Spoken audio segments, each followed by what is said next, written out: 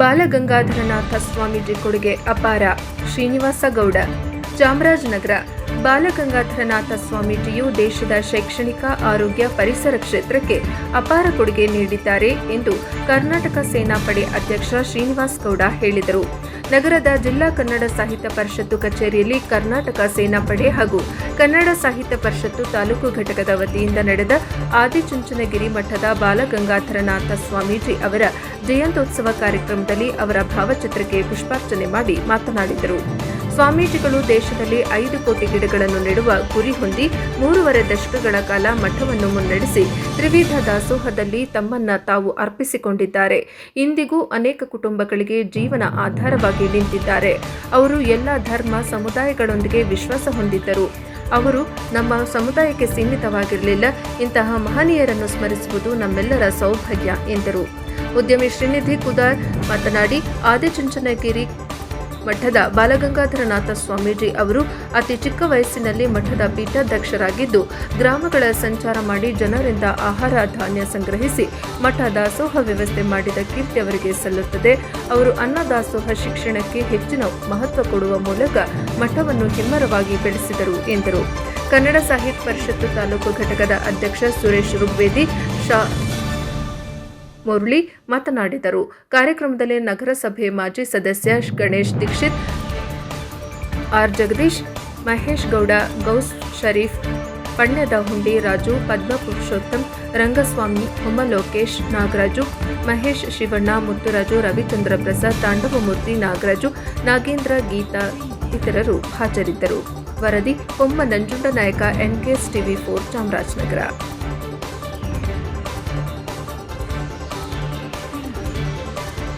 ಧರ್ಮದ ಶಕ್ತಿಯೇ ದಾರ್ಶನಿಕರು, ಚಿಂತಕರು, ಆಚಾರ್ಯರು, ಸ್ವಾಮೀಜಿಗಳು ಹೀಗೆ ಹಲವು ಶ್ರೇಷ್ಠರ ಒಂದು ಪರಂಪರೆಯಲ್ಲಿ ಬದುಕುತ್ತಿರುವ ಇಡೀ ಜಗತ್ತಿನಲ್ಲೇ ಅತ್ಯಂತ ಶ್ರೇಷ್ಠವಾದ ಪರಂಪರೆಯ ಈ ದೇಶದ ಜನ ನಾವಾಗಿದ್ದೇವೆ. ನಮಗೆ ಪೂರ್ವದ ಸಂಸ್ಕೃತಿಯನ್ನು, ಭವಿಷ್ಯದ ಪ್ರಗತಿಯನ್ನು ಕಾಣ್ತಕ್ಕಂಥದ್ದು ಅದು ಗುರುಸ್ಥಾನದಿಂದ. ಯಾವುದೇ ವ್ಯಕ್ತಿ ಉನ್ನತ ಸ್ಥಾನವನ್ನು ಗಳಿಸಬೇಕಾದ್ರೆ ತಾಯಿ ಮತ್ತು ಗುರುವಿನ ಪಾತ್ರ ಬಹಳ ಮುಖ್ಯ. ಆ ತಾಯಿ ಮತ್ತು ಗುರುವಿನ ಆಶೀರ್ವಾದ ಫಲವೇ ಇವತ್ತು ನಾವು ಎಲ್ಲರೂ ಕೂಡ ಸಮೃದ್ಧಿಯಾಗಿ ನಾಗರಿಕ ಜೀವನವನ್ನು ನಡೆಸ್ತಾ ಇದ್ದೇವೆ. ಅಂತಹ ಸಂಸ್ಕೃತಿಯನ್ನು ಕಟ್ಟಿಕೊಂಡು ಬರುತ್ತಿರುವ ಸಾವಿರಾರು ಗುರು ಪರಂಪರೆ ಇವತ್ತು ಕನ್ಯಾಕುಮಾರಿಯಿಂದ ಕಾಶ್ಮೀರದವರೆಗೆ ಹೋದರೆ ವೈವಿಧ್ಯತೆಯ ಏಕತೆಯ ನಾಡಾಗಿರುವ ಈ ಸಮುದಾಯ ಭಾರತೀಯ ಸಂಸ್ಕೃತಿಗೆ ಸಾವಿರಾರು ಪೌರುಷರು, ಸಂಸ್ಕೃತಿ ಚಿಂತಕರು ಮತ್ತು ಭಗವಂತನನ್ನು ಹತ್ತಿರದಿಂದ ಕಂಡಂತಹ ದಾರ್ಶನಿಕ ಪರಂಪರೆಯ ಜನ ಇದ್ದಾರೆ. ಅವರಿಂದಲೇ ಇವತ್ತು ನಾವೆಲ್ಲರೂ ಕೂಡ ಸುಖವಾಗಿ ಇರಲಿಕ್ಕೆ ಸಾಧ್ಯ. ಪ್ರಪಂಚದ ಸುಮಾರು 32 ನಾಗರಿಕತೆಗಳೇ ನಾಶ ಆಗೋಯ್ತು. ಅದಲ್ಲದೆ ಭಾರತೀಯ ನಾಗರಿಕತೆ, ಸಿಂಧೂ ನಾಗರಿಕತೆ ಇವತ್ತು ಶಾಶ್ವತವಾಗಿ ಜಗತ್ತಿಗೆ ಮಾದರಿಯಾಗಿದೆ ಅಂದರೆ ಈ ದೇಶಕ್ಕೆ ಇರ್ತಕ್ಕಂತಹ ಗುರು ಪರಂಪರೆಯ ಶಕ್ತಿಯೇ ಕಾರಣ ಅಂತಕ್ಕಂಥದ್ದನ್ನು ನಾವು ಹೇಳಬಹುದು. ಬಹುಶಃ ಭೈರವ ಪರಂಪರೆ, ಆದಿಚುಂಚನಗಿರಿ ಆ ಪರಂಪರೆ ಆದಿಗುರು ಶಂಕರಾಚಾರ್ಯರ ಪರಂಪರೆಯಲ್ಲಿ ನಾಥ ಪಂಥವೇ ಅದು. ಆದರೆ ಅದ್ವೈತ ಸಿದ್ಧಾಂತದ ಹಿನ್ನೆಲೆಯಲ್ಲಿ ಶಂಕರ ಮಠ ಮತ್ತು ಶಂಕರಾಚಾರ್ಯರ ಒಂದು ಗುಂಪಿಗೆ ಬರ್ತಕ್ಕಂತಹ ಸುಮಾರು 18 ಸಮುದಾಯಗಳಿಗೆ ಭೈರವನು ಕೂಡ ಒಬ್ಬರು ಅಂತಕ್ಕಂಥದ್ದು ಇತ್ತೀಚೆಗೆ ನಡೆದಿರ್ತಕ್ಕಂತಹ ಅದ್ವೈತ ಸಂಶೋಧನಾ ವ್ಯವಸ್ಥೆ ಒಳಗಡೆ ಇದನ್ನು ಗುರುತಿಸ್ಕೊಳ್ತೇವೆ. ಜಗತ್ತಿಗೆ ಇವತ್ತು ನಾಥ ಪರಂಪರೆ ತಮಗೆಲ್ಲ ಕೂಡ ಗೊತ್ತಿದೆ. ಭಗವಂತನನ್ನು ಹತ್ತಿರದಿಂದ ಕಾಣ್ತಕ್ಕಂಥದ್ದು ಸೇವೆಯ ಮೂಲಕ. ಹಾಗಾಗಿಯೇ ಅವರು ಅನ್ನದಾಸೋಹವನ್ನು ಮಾಡಿದಂಥವರು, ಶಿಕ್ಷಣ ದಾಸೋಹವನ್ನು ಮಾಡಿದಂಥವರು, ಆರೋಗ್ಯ ಸೇವೆಯನ್ನು ನಡೆಸಿದಂಥವ್ರು. ಬಹುಶಃ ಇವತ್ತು ಇವರ ಬಾಲಗಂಗಾಧರ ನಾಥ ಸ್ವಾಮೀಜಿಯವರ ಹೆಸರಿನಲ್ಲಿ ಕಟ್ಟಿರ್ತಕ್ಕಂಥ ಆಸ್ಪತ್ರೆಯಲ್ಲೇ ಸಾವಿರಾರು ಜನ ಇವತ್ತು ನಾವು ಉಸಿರಾಡ್ತಾ ಇದ್ದೇವೆ. ಹಾಗಾಗಿ ಅಂತಹ ಆರೋಗ್ಯಪೂರ್ಣವಾದ ವ್ಯವಸ್ಥೆಯನ್ನು, ಧರ್ಮವನ್ನು ಉಳಿಸುವಂತಹ ಪ್ರಕ್ರಿಯೆಯನ್ನು ಮತ್ತು ಈಗಾಗಲೇ ಹೇಳಿದಾಗೆ ವೃಕ್ಷಕೋಟಿ ಎನ್ನುವ ಅವರ ಅದ್ಭುತವಾದ ಕಲ್ಪನೆ ಇವತ್ತು ಕರ್ನಾಟಕ ಬಹಳ ಆಮ್ಲಜನಕಯುಕ್ತವಾದ ಪರಿಸರವಾದ ಯುಕ್ತವಾದ ನಾಡಾಗಿರಲಿಕ್ಕೆ ಸ್ವಾಮೀಜಿಯವರ ದೃಢ ಸಂಕಲ್ಪವೇ ಕಾರಣ ಅಂತಕ್ಕಂಥ ಅಂಗವಾಗಿ ಇಲ್ಲಿ ಸೇರಿದ್ದೀವಿ. 1945 ಇಸ್ವಿಯಲ್ಲಿ ಜನವರಿ 18ನೇ ತಾರೀಕು ಚಿಕ್ಕಲಿಂಗೇಗೌಡ ಮತ್ತು ಮೋಟಮ್ಮನವರ 6 ಜನ ಮಕ್ಕಳಲ್ಲಿ ಒಬ್ಬರಾಗಿ ಅವರು ಜನಿಸ್ತಾರೆ. 6 ಜನದಲ್ಲಿ 2 ಸಹೋದರರು, 3 ಜನ ಸಹೋದರಿಯರು ಇರ್ತಾರೆ.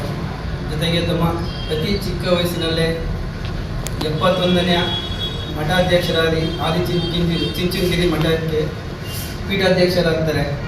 ಅಲ್ಲಿ ಆದಮೇಲೆಲ್ಲ ಏನು ಮುಂದೆ ನಡೆದಿದ್ದ ಒಂದು ಇತಿಹಾಸ, ಇವರು ಆ ಮಠನ ವಹಿಸ್ಕೊಂಡಾಗ ಅದು ಊರೂರಿದು ಒಂದೊಂದು ಗ್ರಾಮಕ್ಕೆ ಹೋಗಿ ಅಲ್ಲಿ ಬೆಳೆದಂತಹ ಬೆಳೆಗಳನ್ನೆಲ್ಲ ಜನಗಳಿಂದ ಸಂಗ್ರಹಿಸಿ ಊಟದ ವ್ಯವಸ್ಥೆ ಮಾಡಿ, ಅಲ್ಲಿ ಒಂದಷ್ಟು ಸಣ್ಣ ಪುಟ್ಟ ಮಕ್ಕಳುಗಳಿರ್ತಿದ್ರು, ಚಿಕ್ಕ ಮಕ್ಕಳು. ಮುಂದೆ ಅದನ್ನೇ ಅವರು ಒಂದು ಅನ್ನ ದಾಸೋಹ ಮತ್ತು ಶಿಕ್ಷಣಕ್ಕೆ ಮಹತ್ವ ಕೊಟ್ಟು ಒಂದು ಹೆಮ್ಮರವಾಗಿ ಮುಂದೆ ಅವರು ಅಲ್ಲಿ ಒಂದು ವೃಕ್ಷ ನೆಟ್ಟು ಒಂದು ಹೆಮ್ಮರವಾಗಿ ಬೆಳೆಸ್ತಾರೆ. ಇವತ್ತು ಏನು ಹೇಳ್ತೀವಿ ಅದು ಆದಿಚುಂಚನಗಿರಿ ಮಠ ಅಂದರೆ ಅದೊಂದು ದೊಡ್ಡ ಮಠವಾಗಿ ಹೊರಹೊಮ್ಮಿದೆ. ಆ ಮಠಕ್ಕೆ ಯಾಕೆ ಈಗಲೂ ಎಲ್ಲ ಒಂದು ಗೌರವವನ್ನು ನೀಡುತ್ತಾರೆ ಅಂದರೆ, ಆ ಮಠದಲ್ಲಿ ಯಾವುದೇ ಧರ್ಮವಾಗಲಿ ಜಾತಿಯಾಗಲಿ ಭೇದ ಭಾವವಿಲ್ಲ. ಎಲ್ಲರಿಗೂ ಒಂದೇ ಸಮನಾದ ಶಿಕ್ಷಣ ನೀಡಿ, ಅನ್ನ ಅಕ್ಷರಗಳನ್ನು ನೀಡಿ ಅಲ್ಲಿ ಎಷ್ಟೋ ಲಕ್ಷಾಂತರ ಮಕ್ಕಳಿಗೆ ವಿದ್ಯಾಭ್ಯಾಸವನ್ನು ನೀಡಿ ಇವತ್ತೆಲ್ಲ ಒಂದು ಗೌರವಯುತ ಸ್ಥಾನಗಳಲ್ಲಿದ್ದಾರೆ. ಹೊರಗಿನ ಪ್ರಪಂಚದಲ್ಲಿ ಅಮೆರಿಕದಲ್ಲಾಗಲಿ ಬೇರೆ ಕಡೆ ಆಗಲಿ ಎಲ್ಲ ದೇಶಗಳಲ್ಲೂ ಡಾಕ್ಟರ್ಸ್ ಆಗಲಿ ಇಂಜಿನಿಯರ್ಸ್ ಆಗಲಿ ತುಂಬ ಜನ ಅಲ್ಲಿಂದ ಬಂದಿದ್ದಾರೆ. ಅದರ ಜೊತೆಗೆ ನಾನು BGS Balagangadhara Swami institute of technology BGS ಐಟಿಲಿ ನಾನು ಒಬ್ಬ ಇಂಜಿನಿಯರಿಂಗ್ ವ್ಯಾಸಂಗ ಮಾಡಿದ್ದೀನಿ ಅಂತ ಹೇಳ್ಕೊಳ್ಳೋಕ್ಕೆ ನನಗೆ ಹೆಮ್ಮೆ ಆಗುತ್ತೆ.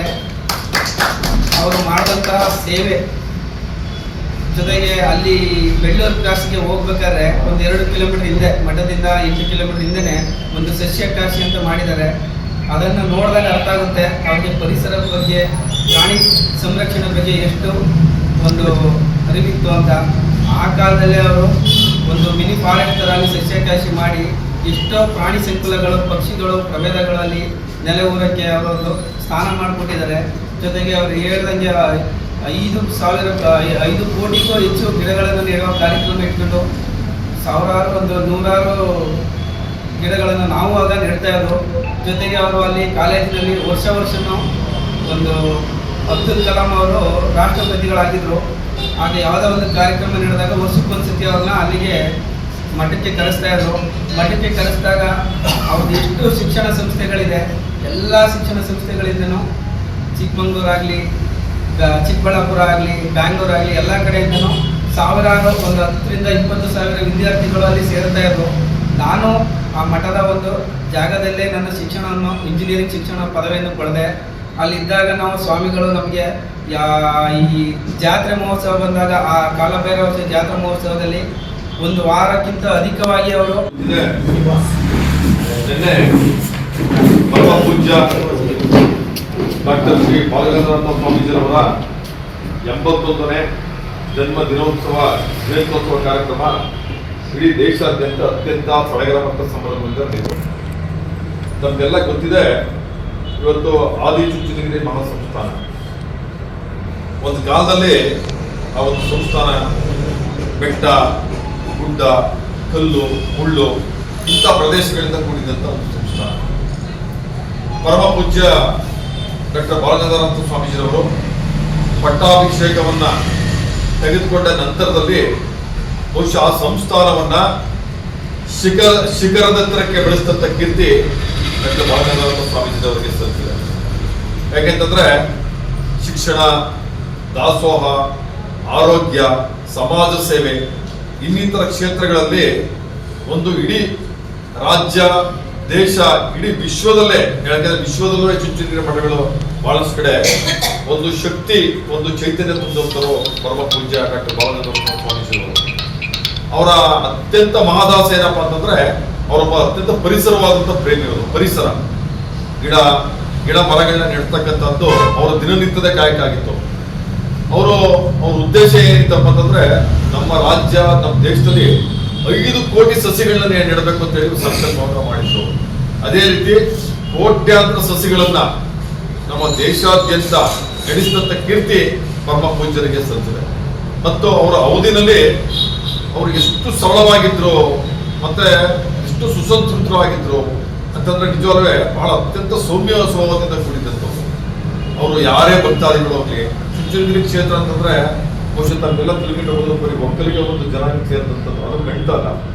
ಬಹಳಷ್ಟು ಸಮುದಾಯಗಳಿಗೆ ಈ ಒಂದು ಪೀಠ ಇವತ್ತು ಸಹ ಪೂಜೆ ಸಲ್ಲಿಸ್ತಕ್ಕಂಥದ್ದು ನಾವೆಲ್ಲ ನೋಡ್ಬೋದು.